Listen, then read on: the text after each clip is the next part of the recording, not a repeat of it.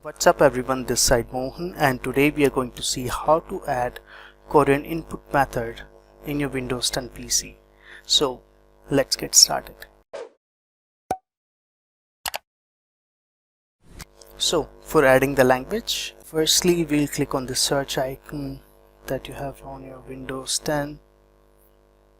Okay, and we'll type in language. So when you type in language, it would bring you an option which would say language and keyboard options. As for now, I have this option in Korean because I have set my Windows language to Korean, but depending on your Windows language, you will see this option in that particular language, maybe in English or maybe in Indonesian or something else. But again, it would say something like language and keyboard options, so we'll just click on that. It would bring the pop-up over here. Here it says the default Windows language, and here we have option for app and input languages. So this is where we'll add Korean. Okay, so here's the plus option. We'll click on plus and we'll type in Korean, and here it shows the Korean option. And as for now, both are in Korean again because of the default Windows language, but in your PC, so you should see one of these options translated into your default Windows language. Anyway, so we'll select this one and click on next, and we'll simply click on install, and it has installed the language as you can see. And now if you want to select this as a default app language, what that means is that you'll be having all of your options like these options in Korean for all for your apps as well, and your default apps would be in Korean as well.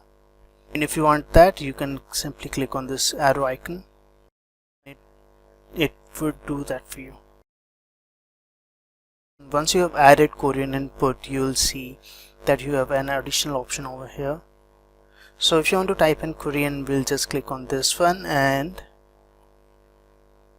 we'll select Korean.